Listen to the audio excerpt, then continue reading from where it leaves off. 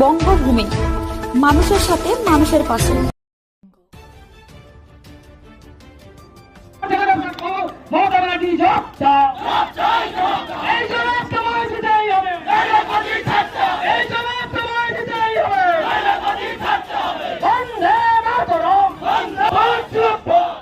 RG Kar medical college হাসপাতালে তরুণী চিকিৎসকের মৃত্যুর ঘটনাকে কেন্দ্র করে শুক্রবার নামখানা ব্লকের লালপুল বাস স্ট্যান্ডের কাছে প্রায় 300 জন বিজেপি কর্মী সমর্থকরা পথ অবরোধ করেন।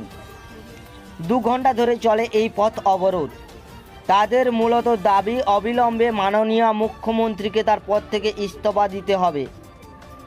এই বিষয়ে বিজেপি নেতা দিলীপ প্রধান বলেন, 2011 সাল থেকে 2024 সাল পর্যন্ত বাংলায় একের পর এক নারী ধর্ষিতা হয়েছেন, তার কোনো এখনও সুরাহা হয়নি।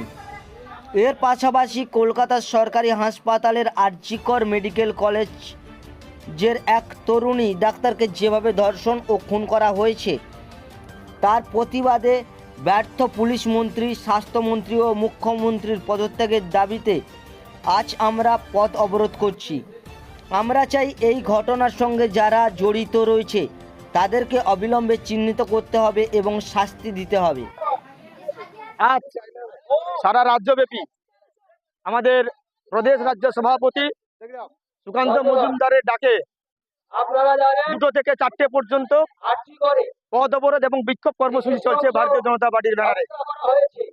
আপনারা সবাই জানেন, আরজিকর হাসপাতালে যে নির্ভয়াকে পাশবিক অত্যাচার করে যেভাবে তাকে খুন করা হয়েছে এবং তৃণমূল কংগ্রেসের দুষ্কৃতীরা এর সঙ্গে সরাসরিভাবে জড়িত, সেই নির্ভয়ার অত্যাচারীদের ফাঁসির দাবিতে এবং পুলিশ মন্ত্রী মমতা ব্যানার্জি এবং নির্লজ্জ মুখ্যমন্ত্রী পদত্যাগের দাবিতে আজকে সারা রাজ্যব্যাপী 2 থেকে 4টে পর্যন্ত আমাদের এই পথ অবরোধ এবং কর্মসূচি বিক্ষোভ কর্মসূচি চলছে।